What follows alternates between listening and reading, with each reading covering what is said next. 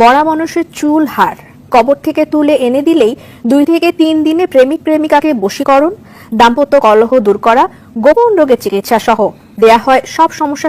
এখন মনে করেন সমস্যা এলো যে বাসায় থাকতে পারেন, বাবা দেখতে পারেন, আজকে বললাম আমার মারপিট করে রশি টাঙ্গায় শ্বাস নিতে পারতাম না, রাগ নিজে কন্ট্রোল করতে পারতাম না, মা বাবারে কন্ট্রোল করতে পারতাম না। মানে হুজুর আসার পরে এসে তাবিজ দেয়, এই সমস্যাগুলো বললে তাবিজ দেয়, দেওয়ার পর জব লয়, জব লওয়ার পরে বলে যে আমরা থাকবো না, তাবিজ দেওয়ার পরে আবার দেখা 2 দিন তাবিজ করে থাকে না।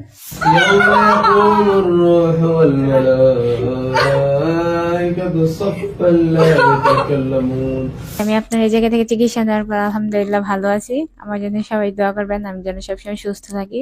স্থানীয় ওলামায়ে কেরাম এবং সর্বস্তরের জনতা, আমার জীবনে যত এই জারফুক বা কবিরাজ আমি দেখেছি তার মধ্যে হুজুরে আমার কাছে শ্রেষ্ঠ, কারণ শরীয়ত বহির্ভূত কোনো কিছুই আমি হুজুরের কাছে এখনো পাইনি।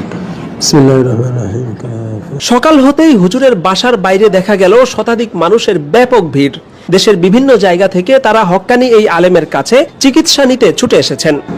জাদু এবং বদনজর অথবা জিনের ক্ষতি অথবা মানুষের বদনজরে যদি কেউ এফেক্টেড হয়, সেগুলা আশা করি একদিনই চিকিৎসা করা সম্ভব, ম্যাক্সিমাম এগুলো একদিনে হয়ে যায়। অনেক কবিরাজ যেখানে বারবার ভিজিট নেয়ার জন্য রোগীদের ঘুরাতে থাকেন, সেখানে আব্দুল্লাহ হুজুর এমন ভাবে চিকিৎসা করেন যাতে একবারেই রোগীদের সমস্যার সমাধান হয়ে যায় এবং একই সমস্যার জন্য দ্বিতীয়বার রোগীদের এখানে আসতে হয় না।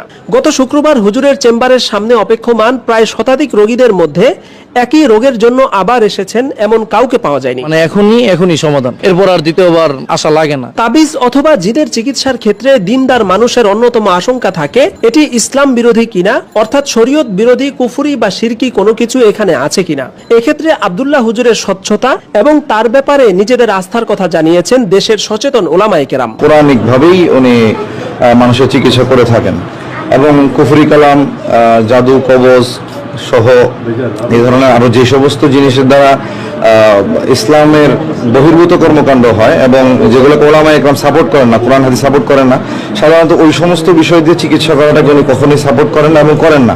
জিন এবং তাবিজের চিকিৎসক আব্দুল্লাহ হুজুর জানিয়েছেন তার এই চিকিৎসা পদ্ধতির নাম কুরআনিক শেফা, কারণ অন্য কোনো তাবিজ, কবজ বা ঝাড়ফুঁক নয়, শুধুমাত্র কুরআনের আয়াত তিলাওয়াতের মাধ্যমে তিনি চিকিৎসা দিয়ে থাকেন।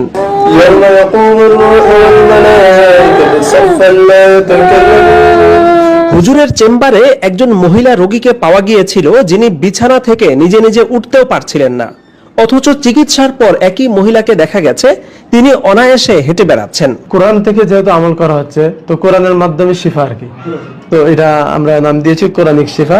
কোরআন আর সুন্নাহর বাহিরে এখানে কোনো আমল করা হয় না। কুরআনিক শেফায় কোনো রোগী এলে সর্বপ্রথম তার ব্যাপারটি যাচাই করা হয়, যদি জিন বা তাবিজের কিছু পাওয়া যায় তাহলে আমল করা হয়, অন্যথায় শারীরিক সমস্যা হিসেবে রোগীকে সরাসরি ডাক্তারের কাছে পাঠিয়ে দেওয়া হয়। মূলত এ কারণেই আব্দুল্লাহ হুজুর এবং তার কুরআনিক শেফা রোগীদের আস্থার জায়গায় পরিণত হয়েছে।